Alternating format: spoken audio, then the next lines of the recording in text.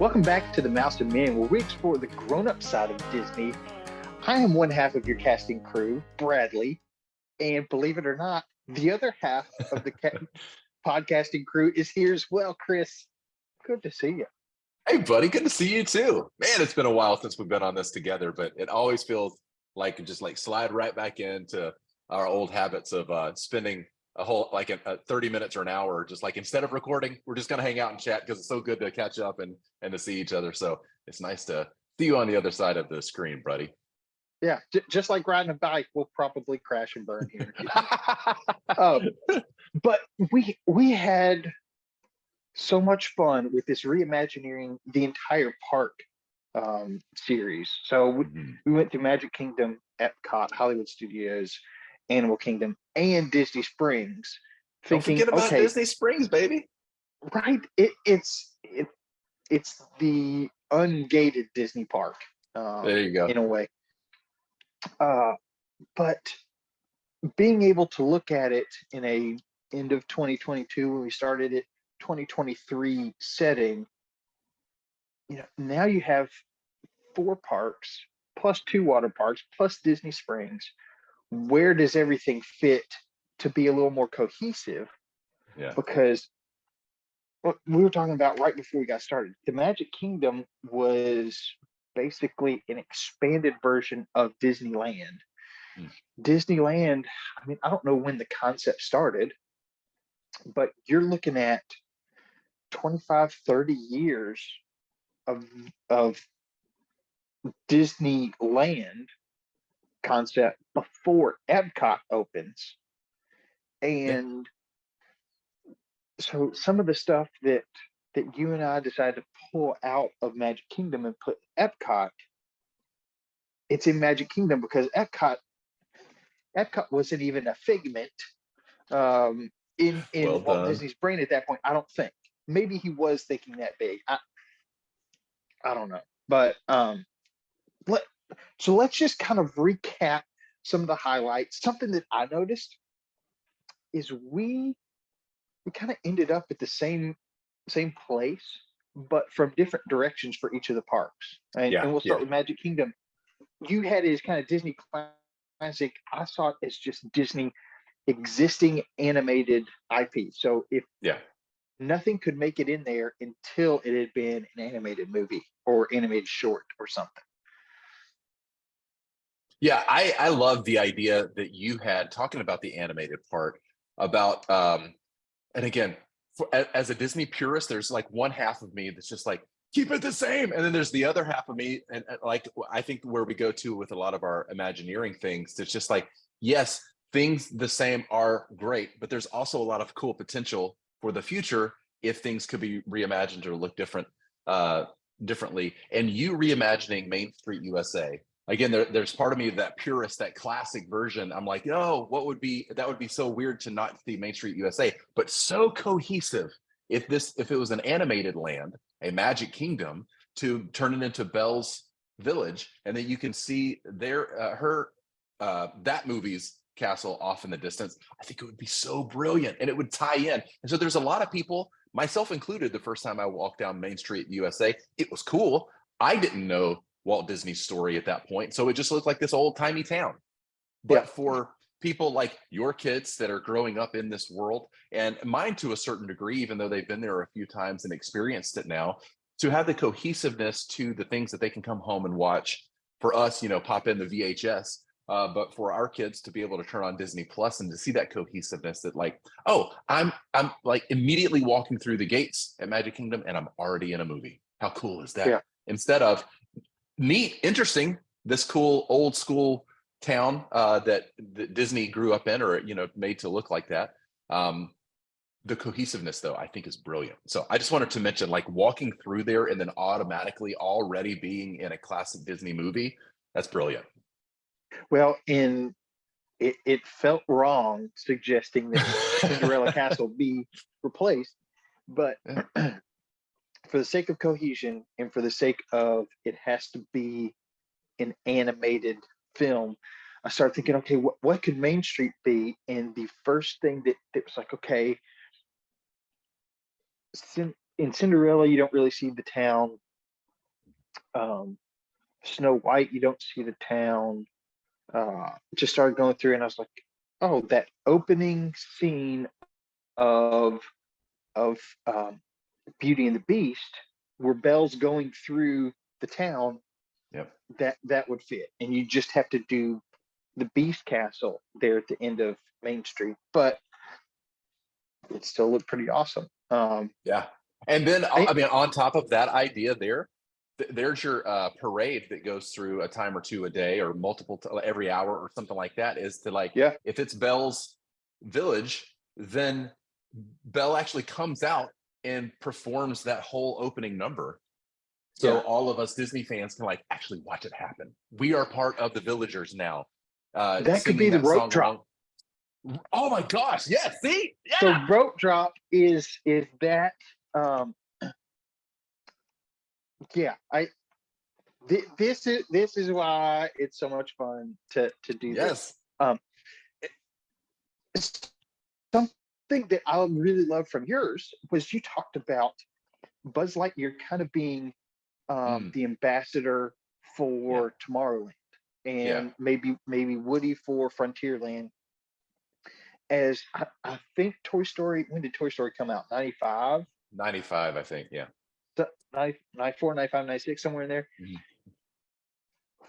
So we're coming up on 30 years of Toy Story, which blows my mind. But True. what would be fun is to see the characters as ambassadors, not just Magic Kingdom, but all around. So I'm like you said, Buzz Lightyear for Tomorrowland. Um, you can put Woody over in Frontierland.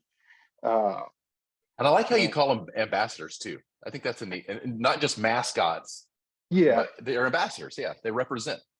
yeah, and I don't know what you do for other ones like Epcot. Uh, I don't know. Do you make Bo Peep because it's is she kind of the shepherd for Epcot? I like that. Yeah. I don't know. I mean, Oh, you so can go in. I see what you're going now. Not just Pixar, but Toy Story for that anniversary. Yes, yes, yes, yes. I'm Yeah, in it. I'm in it now. yeah. So in kind of just, and it doesn't have to be big. It's just kind of little things here or there, Yeah. Easter egg kind of things. Mm-hmm. But I love that idea, and it's like, how could we do more of that? So, then moving to Epcot, you saw it as kind of a larger World's Fair, Mm-hmm. and kind of Disney B, as in human beings. Mm-hmm. And I kind of got there the same way because I was pulling out Carousel of Progress and Hall of Presidents, which is based on the Abraham Lincoln attraction in Disneyland. Both of those are World's Fair things. I think the Tomorrowland Transit Authority People Mover may have ties to a World's Fair as well. So, a lot of that stuff is coming out and going into Epcot. It just felt like it fit there better. Yep. And yeah, Epcot's kind of becoming this World's Fair, especially with World Showcase. I mean, yeah, that's what it is. Yeah. Yeah. Yeah. The idea that something like a World's Fair, and again, that's also something very near and dear to Walt's heart back in the day. It was like bringing in kind of the Pinocchio style carnival and making it more palatable for families of all ages. Alongside, going to a carousel in the Griffith Park and there in the Los Angeles area, mixed with World's Fair, and like combining all those together, all of the cool possibilities that you can have. But the World's Fair was so near and dear to his, where a lot of those rides came from. Carousel of Progress and It's a Small World and those kinds of things. And so being able to make it something to where we can see like how the world looked back in the day, how it looks now, and maybe how it can look in the future. And especially those future things, there are things that you can move with technology instead of constantly fighting against it. It's like, I can remember back in the 90s or something where I felt like Epcot was shining the most. Uh, Yeah. it had all this stuff that felt new and interesting to learn about. But a lot of those pavilions now are either closed or they're being refurbished or whatever. But if there was a way to make it updatable, that like it's not just a static thing where we show you what virtual reality could look like. It's like, no, let's go experience what virtual reality currently is. But then next year you come back to that same pavilion and it's still talking about virtual reality or gaming or whatever, but it's now the updated new stuff that's coming out. Yeah. And so it continues to move along instead of eventually feeling dated, which is, I think, Yeah. the biggest thing, or maybe the biggest complaint for a lot of that on the front end of Epcot there. And so making it Epcot and Tomorrowland in Magic Kingdom too. yeah, sure. Yeah. And That's a big ask, and it's tough because you're dealing with technology that today it moves even faster than it ever has, and it doesn't seem like it's slowing down anytime soon. So that would be difficult, but the returnability factor, I think, would be a lot of fun. And with the news cycle, 24-hour news cycle, which we didn't have back then, and the internet, about things as they're happening. But speaking of Epcot, I am sipping water out of a McDonald's Love that. Millennium commemorative glass, and it's got Epcot on the side. It's just, if you're watching the video, it's etched in glass. It's hard to see. But I see it now with that 2000 on the top of the spaceship. Yeah, the ears and but yeah, it's got the France, Japan, or no, China, and I'm not sure what the last. It's got kind of three pavilions represented on the glass, but yeah, Epcot was fun to think about and kind of reimagine. Then we go to Hollywood Studios. I'm thinking this is where all the live action movie stuff lives. You're thinking blockbusters, which makes sense. Biggest blockbusters can have biggest number of fans, have those attractions there. But again, it's more of you were thinking kind of make it more of a studios again. I'd love to see that. Yeah. And kind of still focused on the live action stuff because most of the animation stuff lives in Magic Kingdom. Yeah. Again, kind of coming to the same conclusion from different angles. Yeah, I think the idea of whether it be blockbuster or a live action, it's like the place, it's where Hollywood comes to life, and I guess comes to life in a live action way from your perspective. But I think falling on a lot of those, like a lot of what's already there is kind of the vibe, but there's the cohesiveness, that word that you mentioned earlier, is just like trying to bring it all in to where it's not some over at Magic Kingdom, some at Epcot, because we needed something updated there, so we'll do something. But it's like, no, the blockbusters, the live action stuff is Hollywood Studios, and that's why you want to go there, kind of thing. Yeah, I think it's really cool, and especially with Marvel, with Star Wars, with these live action IPs that are already in place. And again, Toy Story would probably move to Magic Kingdom, as per your idea with the animated stuff. But yeah, the idea of turning that into live action or Hollywood blockbuster kind of thing. Again, we came at it from a little different angle, but getting to the same conclusion, which is making it more cohesive as a place where people go to experience those big Hollywood tentpole movie kind of things. Yeah. And we both thought Animal Kingdom should not change much. I mean, Animal Kingdom in a lot of ways has its limitations because it's just the Animal Kingdom. Yeah. You thought the Seas with Nemo and Friends, possibly Living with the Land could be in Animal Kingdom or Epcot. It can really fit in both. But I was thinking about that too, even before I heard you say Nemo and Friends, the Seas with Nemo and Friends moving to Animal Kingdom. That made sense, and both of us like don't do much, maybe expand it, is the only thing. Yeah. Um, Yeah. I thought, bring in more continents, um, and expand the, uh, the more fanciful, um, animals like dragons and uh, different kind of made up creatures from fairy tales. Yeah, hearing you, I don't even remember when it was, but it was in the duration of us doing this podcast. You talked about the original vision of Animal Kingdom, being animals real or imagined.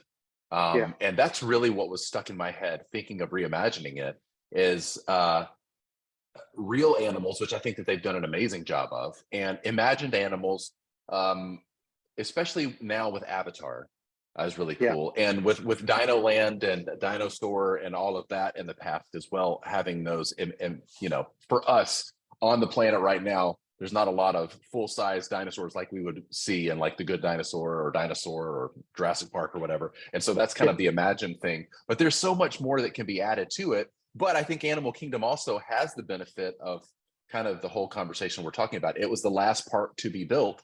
And so it is seemingly, for me, the most cohesive, because they could kind yeah, of learn from all of the lessons that they have built on Magic Kingdom and Epcot and Hollywood Studios. Are like, okay, this is the animal park. But I think that we were mentioning, instead of it just being Animal Park, even though we would still call it the Animal Kingdom, it is kind of the Nat Geo Park, the National yeah, Geographic, which is something that Disney owns as well. That it can be not only animals, but land and conservation and all of the things that National Geographic is known for. It seems like a no brainer to turn that into the Nat Geo Park. 100%. Um, Hmm. and then finally with Disney Springs, um, you had been there, you got to experience it, uh, experience Pleasure Island, Yeah. Oh, um, yeah, yeah. I see what you're saying now. Yeah. and I was laughing, thinking you were remembering me talking about how we were trying to break into Disney, me and a bunch of other guys from my college, but we ended up only getting to really go to the monorail and Disney Springs because that's yeah, what we could get into. yeah. But yeah, Well, if I had been that same age, I would have been like, oh yeah, we can totally do it. But um, I remember those earlier iterations before I could get into comedy clubs and stuff on Pleasure Island. It's like, okay, there needs to be a little bit more, maybe just some more regular shopping. And then they expanded that Mhm. 10 years ago or whenever it was. Um, but once Disney Quest closed on that side, it felt like something was kind of missing. And Yeah. you had the idea of maybe a rotational thing for the professional sports, similar to the NBA experience, but maybe not quite as elaborate. Um, Mhm. I had the idea of maybe, um, you know, the Mighty Ducks, uh, the movies, plus they had the Yeah. series for a couple seasons. It's been Mhm. canceled. We'll cry about that later. But some sort of ice rink, and then as I was getting ready for today, I thought, okay, we both love Club ESPN, and Totally. what if that side of Disney Springs where Cirque du Soleil is, and maybe Cirque du Soleil is making them a bunch of money. I don't know. It seems like a bunch of overhead with all the actors and people in it. Gosh, yes. Um, what if you made that an expanded Club ESPN? So you've got a restaurant, Yes. you've got Okay. all these professional sports franchises, but you also have Disney IP. So you've got the Mighty Ducks, you've got Big Shot, you've got the Rookie with Dennis Quaid. So there's some baseball. Uh, you've got Remember the Titans. You've got I think it was made for TV movie, Garbage Picking Field Goal Kicking Philadelphia Eagle. Um, uh, you you've got this. You can even bring in Big Shot. I'm a big fan of that series with John Stamos. any sports IP. You can bring in Goofy, how to play football, how to ski, Oh gosh, yes. those shorts. You can bring it all in. So you've got the restaurant, you've got this IP on the walls. It's part um, Hard Rock Cafe meets arcade, because I'm thinking, you've got the traditional basketball free throw um, shot, little arcade thing. Right. Yeah. Um, we've been to the College Football Hall of Fame and Museum, where you can kick an extra point, you can run a route, and then you can throw and try to get it in 3 holes. So it's not just dining, it truly is a dining and experience kind of attraction Yes. for all your Yes. sports enthusiasts. Skating rink, I don't know what else is there, but really kind of running with this sports thing. Gosh, I love this. I mean, there's the World Baseball Classic happening right now. If anybody's into baseball, baseball is no longer an Olympic sport. This kind of is that. So you've got countries going up against each other. Mm-hmm. The U.S. versus Cuba and versus Venezuela, and Japan's in there. I mean, everybody's in there. But this would be a cool place to camp out March Madness. Yep. I don't know if there's like, if you want, there's have one room of Club ESPN that is a bunch of tables, almost like a movie theater, Mm-hmm. but the screen's going to have to be a lot bigger, where you've got all the games that are happening on big screens, and you kind of sit with your buddies or family in these maybe theater type seats, watching the game and get to eat as well. I don't know. It just kind of came to me this morning. I think that's brilliant. I think the only other place that I've seen this would have been like in the aughts, like in 2005, 2006 or something. I remember going to Vegas with some friends, and we went to at New York Casino and Hotel. If it's not still there, I think it is. There's an ESPN club there too. Yeah. And been to both ESPN clubs, the one at Disney and the one at New York. And they had the stadium seating there too. And this was back before I saw it in a lot of movie theaters.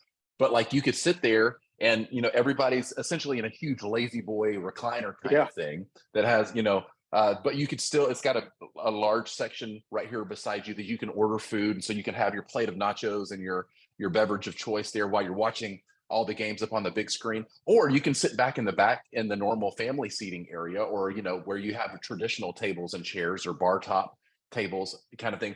I think that would be brilliant. Again, you're creating different environments and atmospheres for dining there.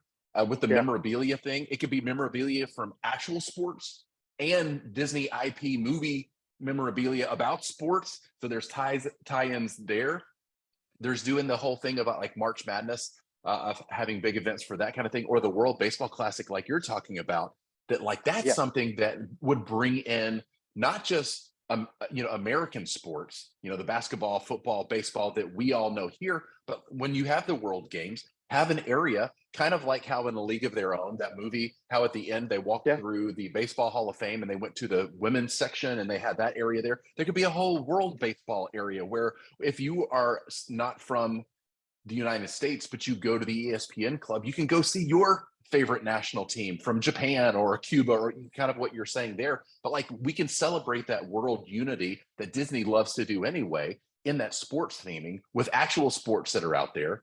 And again, like with watching some of the shows, like you can have the big game up on the big screen right now. But you can also have, they own ESPN. They've got all of this backlog of data and information and entertainment and stuff. You can have classic games going on. Yeah. Whether it be, the classic Alabama, Auburn, or Alabama, Tennessee kind of games going on, or Super Bowls from around that are famous. Again, tying in all of that stuff that ESPN already has access to. And I thought about this too when you were mentioning it. Like I use the ESPN app, and when I first signed up, I put in my credentials, and it said, "Hey, we'll give you the ESPN experience, but if you want to personalize it, tell us your favorite teams, and we'll let you know about those teams." There, if there's something that they could do through the Magic Band or through your ticketing system or something like that, to like you walk in and it knows that I'm a big Alabama football fan, and so when I walk through a certain area, maybe it tags up with my app that I have to have on, or have to scan a QR code or whatever it is. But then my team's fight song starts playing, or it shows those kinds of favorite things. Like you walk through a hall to where it can kind of customize it to similar to how we experience at the College Football Hall of Fame too, that you can go and see your team's fight song at a certain area, or go watch interesting or famous players that came from your college. Those kinds of things, they could incorporate something like that at this ESPN club. I think it's brilliant. I think it's beautiful. I think sports are constantly a thing that we love talking about in a classic way. We love talking about right now what's going on, and in the future we're always dreaming about sports. And so having a revamped ESPN thing at Disney Springs is brilliant, and a thing that's not going to age over time, like some of that technology stuff we were talking about earlier with Epcot and Tomorrowland and that kind of thing. Brilliant idea. Well, and Disney's got all this information stored somewhere. I don't know if ESPN's linked to the My Disney Experience app or something, but yeah, you go sit down at certainly could. Yeah, this new Club ESPN, and if you've whether you make reservations through your My Disney Experience app, or you walk up and they link it to your account. Mm-hmm. Yeah, it's like me as a Tennessee fan, go sit down at your table and there's some sort of little screen. Yeah.